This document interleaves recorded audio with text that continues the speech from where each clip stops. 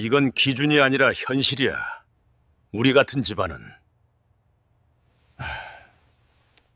40년 전통의 제과회사 한미당을 일군 회장 박도윤은 평생 믿을 건 실적뿐이라 믿으며 살아왔다. 그에게 사람은 숫자였고 감정보다는 체면이 우선이었다. 새벽 5시면 어김없이 일어나 경제신문을 읽고 7시 정각에 본사에 도착해 임원들의 보고를 받았다. 점심은 항상 집무실에서 혼자 먹었다. 효율적이니까. 저녁 약속은 사업상 필요한 자리뿐이었다. 그렇게 40년을 달려왔다. 한미당은 그의 자랑이었다. 아버지가 작은 빵집으로 시작한 가게를 전국 300개 매장의 기업으로 키워냈다.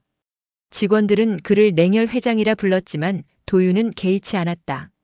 따뜻한 말보다 정확한 숫자가, 미소보다 계약서가 더 중요했다. 가족에게도 마찬가지였다. 외아들 박진우와의 대화는 대부분 업무 관련이었다. 실적이 전년 대비 12% 상승했습니다. 그 정도로는 부족해. 15%는 달성했어야지. 그런 어느 금요일 저녁이었다. 진우가 회장실 문을 두드렸다. 아버지, 잠시 시간 내주실 수 있으세요?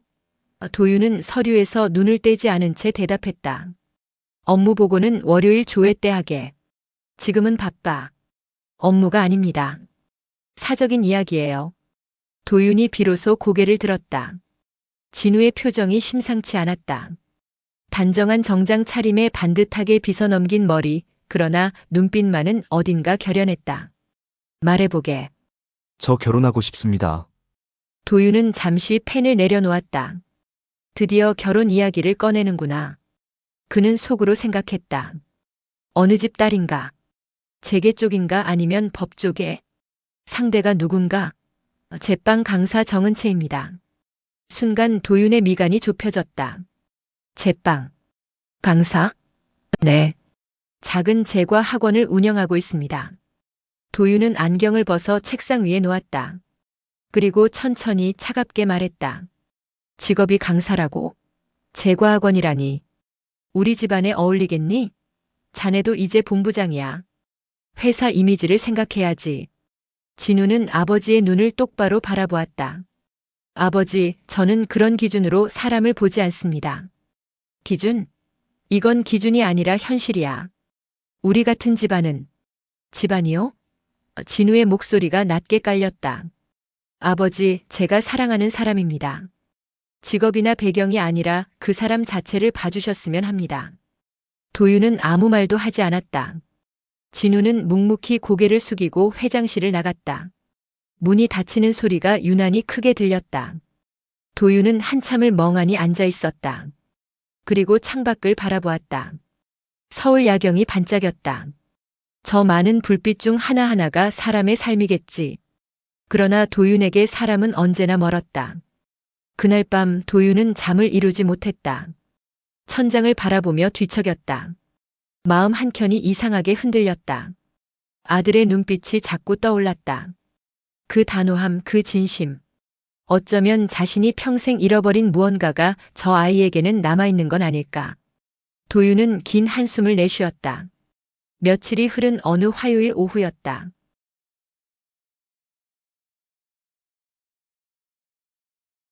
도윤은 본사 앞 단골 카페에 앉아 경제신문을 펼쳤다. 최근 실적 보고서를 검토하느라 머리가 복잡했다. 에스프레소를 한 모금 마시며 신문을 넘기던 중 사회면 한쪽 구석 기사에 눈이 멈췄다. 빗속 쓰러진 노인 구한 시민 구청장 표창 수상. 제목 아래 흑백 사진이 실려 있었다. 비에 흠뻑 젖은 채 노인을 업고 달리는 젊은 여성의 뒷모습. 사진은 흐릿했지만 그 절박함이 고스란히 전해졌다. 도윤은 무심코 기사를 읽기 시작했다.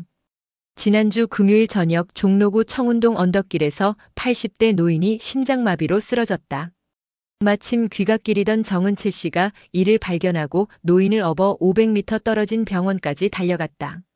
정 씨는 당연한 일을 했을 뿐이라며 시상을 사양했으나 병원 측과 노인 가족의 간곡한 요청으로 이번 표창이 이루어졌다.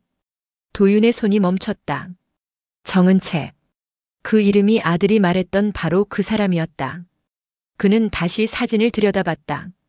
비에 젖은 옷, 흐트러진 머리, 그러나 주저없이 달리는 그 모습. 무언가가 가슴을 쿵 내리쳤다. 도윤은 신문을 접고 창밖을 바라보았다. 빗방울이 유리창을 타고 흘러내렸다. 그의 머릿속에 오래전 기억 하나가 떠올랐다. 40년 전 25세 박도윤은 대학 선배였던 이정화를 사랑했다. 그녀는 가난한 식당집 딸이었지만 늘 웃고 있었고 다른 사람을 먼저 챙겼다. 도윤은 그녀와 결혼하고 싶었다. 그러나 아버지는 단호했다. 우리 집안에 그런 집 딸을 들릴 순 없어. 너도 가업을 이을 사람이야. 체면을 생각해라. 도윤은 결국 아버지 말을 따랐다. 정화에게 마지막 작별 인사를 건넸을 때 그녀는 울지 않았다. 다만 조용히 말했다. 도윤 씨 행복하세요. 진짜로. 그 말이 평생 가슴에 박혔다. 이후 도윤은 집안이 정한 여자와 결혼했고 아들을 낳았고 회사를 키웠다. 그러나 그 빈자리는 채워지지 않았다. 너무 가난하잖아. 아버지의 말이 귓가에 맴돌았다. 도윤은 그 말을 평생 반복했다. 사람보다 배경을, 마음보다 조건을 먼저 따졌다. 그렇게 사는 게 옳다고 믿었다. 아니, 믿으려 했다. 그러나 지금 신문 속 정은채의 모습이 자꾸만 정화와 겹쳐 보였다. 조건 따위 생각하지 않고 사람을 먼저 본 그 눈빛. 도윤은 커피잔을 내려놓았다. 손이 미세하게 떨렸다. 이번엔 다르다. 도윤은 혼잣말처럼 중얼거렸다. 40년 전의 후회를 되풀이할 순 없었다. 아들이 저지르는 실수가 아니라 자신이 저질렀던 실수를 아들에게 강요하고 있는 건 아닐까? 도윤은 천천히 자리에서 일어났다. 결심이 섰다. 정은채를 직접 만나보기로 했다. 다만 한미당 회장으로서가 아니라 평범한 노인으로 위장해서 선입견 없이 있는 그대로의 모습을 보고 싶었다. 그녀가 진짜 어떤 사람인지, 아들의 선택이 옳은 것인지 자신의 눈으로 직접 확인하고 싶었다. 도윤은 신문을 접어넣고 카페를 나섰다. 비는 여전히 내리고 있었다. 그는 우산도 쓰지 않은 채 천천히 걸었다. 빗물이 어깨를 적셨지만 개의치 않았다. 오랜만에 뭔가 다른 감정이 가슴속에서 꿈틀거렸다. 그것이 기대인지 두려움인지 도윤 자신도 알 수 없었다. 다음 날 아침 도윤은 오랜만에 옷장 깊숙한 곳을 뒤졌다. 평소 입던 명품 정장 대신 20년 전 등산할 때 입었던 낡은 점퍼를 꺼냈다. 소매 끝이 해지고 지퍼도 제대로 올라가지 않았다. 거울을 보니 낯선 자신이 서 있었다. 해진 옷깃, 색바랜 천. 40년간 입어온 권위의 옷을 벗어던지니 묘하게 마음이 가벼웠다. 회장님, 오늘 일정이 오전 9시 이사회 회의부터 시작됩니다. 비서가 전화를 걸어왔지만 도윤은 짧게 답했다. 오늘은 개인 일정이 있네. 모든 약속 취소하게. 일주일간 외부 일정 잡지 말고. 비서는 당황한 목소리로 되물었지만 도윤은 더 이상 대답하지 않았다. 정은채가 운영하는 은채 베이킹 클래스는 구로구의 낡은 건물 2층에 있었다. 좁은 계단을 오르며 도윤은 빵 굽는 냄새를 맡았다.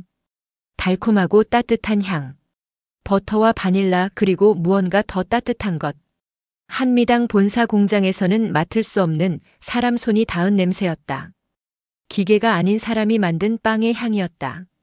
문을 열자 밝은 목소리가 들렸다. 어서 오세요. 정은채였다. 사진에서 본 것보다 훨씬 작고 젊어 보였다. 키는 160cm도 안 될 것 같았다. 그러나 눈빛만은 또렷했다. 앞치마를 두른 모습이 소녀 같으면서도 프로답게 보였다. 저 손주 생일 케이크를 배우고 싶은데요. 도윤은 일부러 목소리를 떨며 말했다. 평소보다 한 옥타브 높게 노인처럼 들리도록. 좋아요. 할아버지, 손주가 몇 살이에요? 은채의 목소리는 진심으로 반가워하는 것 같았다. 7살이요. 손녀인데 딸기를 좋아한다고 하더군요. 도윤은 즉흥적으로 거짓말을 지어냈다. 사실 손주는 없었다. 그럼 딸기 케이크 어때요? 아이들이 제일 좋아해요. 천천히 같이 해볼까요? 은채는 환하게 웃으며 앞치마를 하나 더 꺼냈다. 이거 두르시고 손 먼저 씻어요. 요리는 정성이지만 위생이 먼저거든요. 수업이 시작됐다. 은채는 재료를 하나하나 설명했다. 이건 프랑스산 버터예요. 조금 비싸지만 풍미가 달라요. 이 밀가루는 유기농이고요. 달걀은 오늘 아침에 직접 농장에서 가져온 거예요. 도윤은 그 말에 귀를 기울였다. 한미당에서는 모든 재료를 원가 기준으로만 평가했다. 그러나 이 작은 학원에서는 재료 하나하나에 이야기가 있었다. 도윤은 일부러 서툰 척했다. 밀가루를 쏟고 계란을 깨트릴 때 껍질을 그릇 안에 흘렸다. 평생 숫자만 다루던 손이 반죽을 만지니 정말 어색했다. 밀가루 반죽이 손에 달라붙어 떨어지지 않았다. 아이고 미안하오. 내가 너무 둔해서. 도윤은 당황한 척했다. 그러나 은채는 짜증 한 번 내지 않았다. 괜찮아요. 처음엔 다 그래요. 저도 처음엔 케이크를 오븐에 넣다가 바닥에 떨어뜨렸어요. 3시간 걸려 만든 건데 말이에요. 은채는 웃으며 도윤의 손을 잡고 천천히 휘핑하는 법을 가르쳤다. 이렇게 부드럽게 사랑을 담아서요. 급하게 하면 반죽이 상해요. 빵은 마음을 알아요. 그녀의 손이 따뜻했다. 도윤은 그 순간 이상하게 가슴이 뭉클했다. 언제 이렇게 다른 사람의 손을 잡아본 적이 있었던가. 할아버지, 손주분이 정말 행복하시겠어요. 은채가 말했다. 이렇게 직접 케이크를 만들어주시다니. 요즘 그런 할아버지 드물어요. 도윤은 대답 대신 고개만 끄덕였다. 거짓말이 목에 걸렸다. 2시간의 수업이 끝나고 드디어 케이크가 완성됐다. 모양은 삐뚤빼뚤했지만 도윤은 이상하게 뿌듯했다. 평생 처음으로 자신의 손으로 뭔가를 만들어낸 것 같았다. 다음 주에 또 오세요.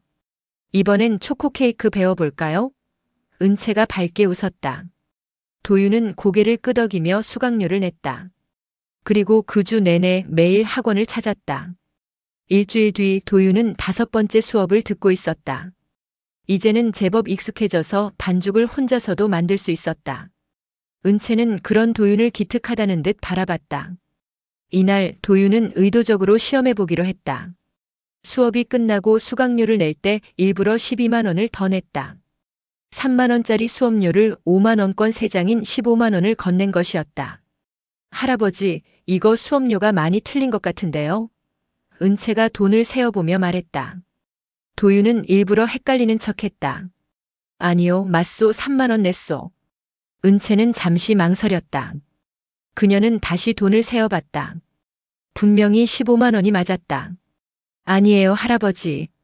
이건 15만 원이에요. 도윤은 고집스럽게 고개를 저었다. 아니요. 3만 원이 맞소. 내가 분명히 만 원짜리 3장 냈소. 은채의 얼굴에 당혹스러움이 스쳤다. 그러나 그녀는 논쟁하지 않았다. 대신 자신의 지갑을 열어 돈을 꺼냈다. 할아버지, 제가 잘못 본 것 같아요. 정말 죄송합니다. 그녀는 자신의 돈 12만 원을 꺼내 도윤에게 건네며 말했다. 할아버지, 이건 손주분께 드리는 용돈이에요. 맛있는 거 사주며 좋은 시간 보내셨으면 좋겠어요. 도윤의 가슴이 철렁 내려앉았다. 이 아이는 자기가 이익을 볼 수 있었음에도 끝까지 정직하게 행동하는 모습을 보니 많은 생각이 들었다. 그 순간 도윤은 40년간 쌓아올린 냉정함이 와르르 무너지는 걸 느꼈다. 은채 씨. 도윤은 처음으로 평소 목소리로 말했다. 노인 흉내를 내지 않은 본래의 목소리로. 아니요. 내가 일부러 그런 거요. 당신을 시험해 본 거요. 은채는 고개를 갸웃했다. 네? 무슨 말씀이세요? 도윤은 잠시 망설이다가 입을 열었다. 당신은 참 좋은 사람이요. 정직하고 따뜻하고. 은채는 얼떨떨한 표정을 지었다. 갑자기 무슨. 아니요. 그냥. 그런 생각이 들어서. 도윤은 10만 원을 도로 건네며 말했다. 이건 팁이요. 좋은 수업 고맙소. 그리고 서둘러 학원을 나왔다. 더 이상 있으면 정체가 들킬 것 같았다. 그날 저녁 도윤은 학원을 나서며 뒤를 돌아봤다. 작은 창문 너머로 은채가 혼자 설거지를 하고 있었다. 노래를 흥얼거리며 행복해 보였다. 가진 것은 별로 없어 보였지만 마음만은 풍요로워 보였다. 도윤은 오랜만에 미소를 지었다. 이 아이는 진심이구나. 아들의 선택이 틀리지 않았어. 그는 천천히 발걸음을 옮겼다. 마음 한구석이 따뜻했다. 40년간 얼어붙어 있던 가슴 한편이 스르르 녹는 기분이었다. 일주일 뒤 도윤은 6번째로 학원을 찾았다. 오늘은 마지막 수업이었다. 케이크를 완성하고 집에 가져갈 예정이었다. 그는 아침부터 기분이 좋았다. 오랜만에 뭔가를 기대하는 설렘 같은 것을 느꼈다. 그런데 학원 문을 열자마자 분위기가 심상치 않았다. 정장을 입은 중년 남자가 은채 앞에 서 있었다. 한미당 영업본부 상무 김태준이었다. 도윤은 깜짝 놀라 재빨리 모자를 더 깊이 눌러쓰고 구석 자리에 조용히 앉았다. 은채 씨, 다시 한번 말씀드리는데요. 김태준의 목소리가 차갑게 깔렸다. 이 지역 제빵 재료 납품은 우리 한미당 계열사 한미유통과 계약해 주셔야 합니다. 이건 본사 방침이에요. 은채는 조용히 고개를 저었다. 상무님, 지난주에도 말씀드렸잖아요. 저는 직접 재료를 고르고 싶어요. 김태준이 한숨을 쉬었다. 하지만 우리 계열사 물건도 품질이 좋습니다. 게다가 가격도 20% 저렴하고요. 사업하시는 분이 원가 절감을 생각해야죠. 가격 문제가 아니에요. 은채의 목소리가 단호해졌다. 저는 아이들한테 가르칠 때 제가 직접 보고 고른 재료를 쓰고 싶어요. 신선한 버터, 유기농 밀가루, 직접 확인한 달걀. 그게 제 원칙이에요. 그래야 학생들한테 떳떳하게 가르칠 수 있어요. 김태준이 비웃었다. 원칙? 은채 씨, 사업은 그렇게 하는 게 아닙니다. 현실을 보셔야죠. 이건 회장님, 아드님, 여자친구분께 드리는 호의예요. 다른 학원들은 다 우리랑 계약했어요. 당신만 빼고요. 그럼 저만 안 하면 되죠. 은채가 담담히 말했다. 저는 진우 씨 여자친구이기 전에 제빵 강사예요. 제 학생들한테 최선을 다하고 싶을 뿐이에요. 그게 잘못인가요? 김태준의 얼굴이 굳어졌다. 그는 주변을 둘러보다가 목소리를 낮췄다. 좋아요. 그럼 우리도 생각이 있습니다. 이 건물주가 누군지 아세요? 강 사장님이라고 한미당이랑 20년 넘게 거래하시는 분이죠. 한마디면 임대 계약 갱신이 어려워질 수도 있어요. 은채의 얼굴이 창백해졌다. 뭐라고요? 그건 협박 아닌가요? 그녀의 목소리가 떨렸다. 김태준은 태연하게 웃었다. 협박이 아니라 현실입니다. 비즈니스 세계는 원래 그런 거예요. 은채 씨, 잘 생각해 보세요. 회장님 며느리 될 사람이 이렇게 본사랑 맞서는 게 좋아 보이나요? 진우 부장님 입장도 생각하셔야죠. 진우 씨는 은채가 말을 이으려다 멈췄다. 김태준이 그 틈을 파고들었다. 진우 부장님도 회사 사람이에요. 당신 때문에 곤란해질 수 있어요. 그래도 괜찮으세요? 순간 구석에서 의자가 넘어가는 소리가 났다. 쾅! 도윤이 벌떡 일어선 것이었다. 그는 모자를 벗어 던지고 김태준을 똑바로 바라봤다. 도윤의 눈빛이 차갑게 빛났다. 그래요. 맞서는 겁니다. 도윤의 목소리가 학원 안에 울렸다. 낮지만 단호한 40년간 회사를 이끌어온 사람의 목소리였다. 김태준이 화들짝 놀라 뒤를 돌아봤다. 얼굴이 하얗게 질렸다. 회장님, 어떻게 여기에? 은채도 눈이 휘둥그레졌다. 케이크 배우시던 그 할아버지? 도윤은 천천히 앞으로 걸어 나왔다. 낡은 점퍼 차림이었지만 그 걸음걸이만은 누가 봐도 회장의 그것이었다. 나는 한미당의 박도윤 회장이요. 김상무, 당신이 그토록 압박하던 사람은 내 아들이 사랑하는 여자요. 죄송합니다. 저는 그냥 회사 방침대로. 김태준이 말을 더듬었다. 땀이 이마에 송글송글 맺혔다. 도윤은 손을 들어 그를 제지했다. 회사 방침? 내가 언제 협박하라고 방침을 내렸나? 그게 아니라 영업 실적 때문에. 실적? 도윤의 목소리가 차갑게 깔렸다. 당신은 잘못 알고 있어. 실적은 신뢰에서 나오는 거요. 협박이 아니라. 도윤은 은채를 바라봤다. 은채 씨, 당신 말이 맞소. 재료는 직접 고르는 게 맞소. 그게 장인 정신이요. 그리고 김태준에게 돌아섰다. 내가 오늘 직접 본 바로는 이 사람은 회사보다 사람을 먼저 생각하는 진짜 제빵사요. 우리 한미당에 필요한 건 바로 이런 정신이요. 김태준이 고개를 숙였다. 회장님 정말 죄송합니다. 도윤은 그를 쳐다보지도 않았다. 내일 본사로 출근하시오. 영업본부 방침을 전면 재검토하겠소. 그리고 인사위원회에 소집될 준비를 하시오. 김태준이 황급히 학원을 빠져나갔다. 문이 닫히고 학원에는 도윤과 은채만 남았다. 긴 침묵이 흘렀다. 회장님. 은채가 조심스럽게 입을 열었다. 왜 이렇게까지? 도윤은 의자에 앉으며 한숨을 쉬었다. 미안하오. 당신을 시험했소. 일부러 변장하고 일부러 서툰 척하고. 당신이 어떤 사람인지 보고 싶었소. 그럼 그 돈도. 그것도 일부러 그런 거요. 당신의 정직함을 시험해 본 거요. 도윤은 고개를 들어 은채를 바라봤다. 그러나 이제 알겠소. 당신은 진짜요. 돈 앞에서도 권력 앞에서도 흔들리지 않는 사람이요. 은채의 눈가가 붉어졌다. 저는 그냥 제가 옳다고 생각하는 대로 살고 싶을 뿐이에요. 도윤은 고개를 끄덕였다. 그게 가장 어려운 거요. 나는 평생 그렇게 못 살았소. 일주일 뒤 상견례가 열렸다. 서울 한남동의 고급 한정식집 무궁화. 도윤은 검은색 정장을 차려입고 앉아 있었다. 아내 김혜숙과 아들 진우도 함께였다. 혜숙은 긴장한 표정으로 계속 시계를 확인했다. 여보, 정말 괜찮은 거예요? 그냥 제과학원 강사라니. 혜숙이 속삭였다. 도윤은 아내의 손을 잡았다. 괜찮소. 아니, 좋소. 혜숙은 놀란 표정으로 남편을 바라봤다. 40년 결혼 생활에서 이렇게 따뜻한 말을 들어본 적이 없었다. 문이 열리고 은채가 어머니 정미선과 함께 들어왔다. 수수하지만 단정한 차림이었다. 도윤은 자리에서 일어나 정중히 인사했다. 그때는 신뢰가 많았소. 정식으로 인사하겠소. 한미당 회장 박도윤이라고 하오. 미선이 황급히 절을 했다. 아이고 회장님. 저희 같은 사람들이 이런 자리에. 도윤은 그 말을 부드럽게 끊었다. 어머님 앉으시죠. 편하게 하십시오. 미선이 조심스럽게 말했다. 회장님, 사모님. 저희 딸이 부족한 점이 많습니다만.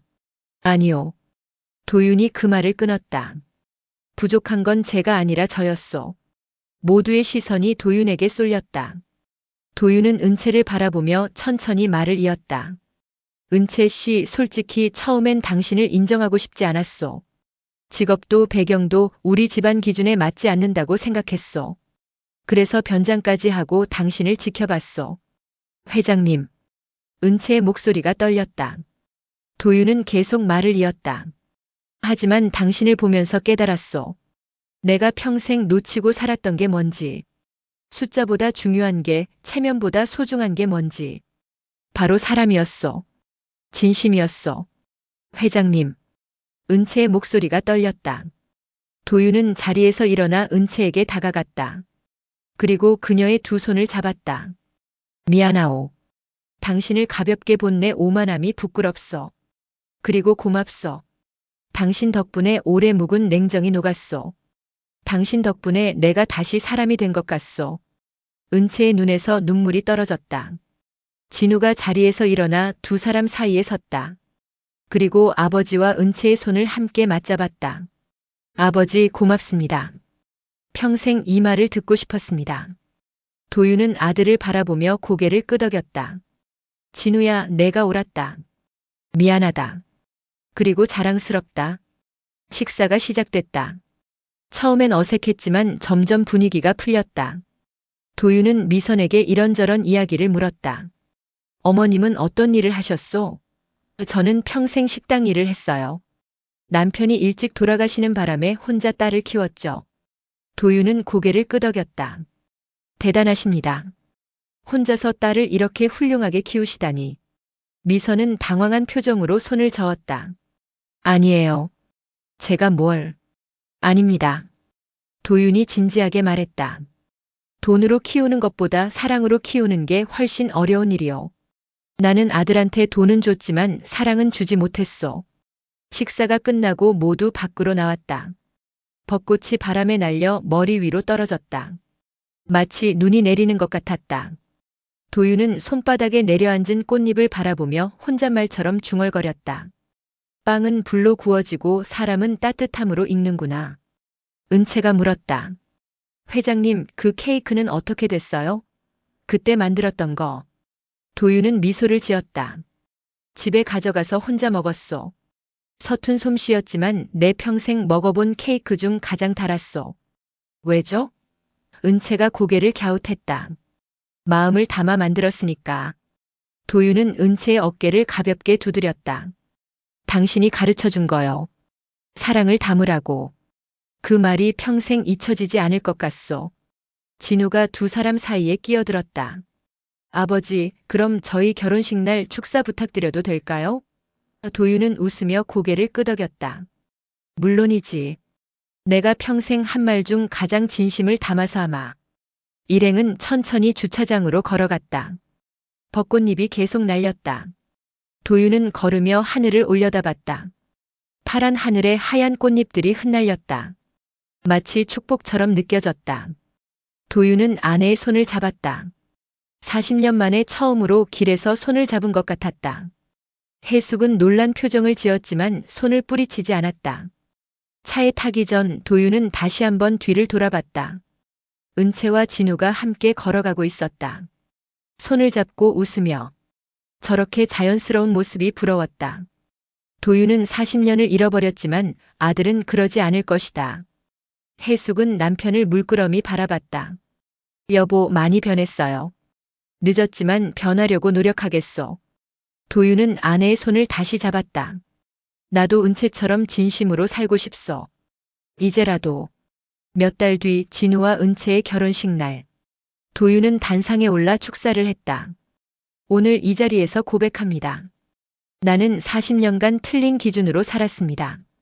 사람을 돈으로, 관계를 실적으로 봤습니다. 그러나 며느리 은채를 만나며 깨달았습니다. 진짜 가치는 숫자가 아니라 마음이라는 것을. 하객들이 박수를 쳤다. 결혼식이 끝나고 도윤은 해숙과 함께 밖으로 나왔다. 벚꽃은 이미 지고 실록이 우거져 있었다. 여보, 행복해요? 해숙이 물었다. 도윤은 고개를 끄덕였다. 40년 만에 처음으로 행복하오. 그날 밤 도윤은 수첩 마지막 페이지에 글을 썼다. 빵은 불로 구워지고 사람은 따뜻함으로 익는다. 나는 65년을 살아 이제야 이 진리를 깨달았다. 늦었지만 남은 인생은 이 진리대로 살겠다. 창밖에는 별이 빛나고 있었다. 도윤의 마음에도 작은 별들이 반짝이고 있었다. 희망이라는 이름의 별들이. 오늘 이야기 재미있으셨나요? 이야기가 머무는 곳, 당신의 하루에 함께합니다. 구독과 좋아요로 당신의 이야기가 이어집니다.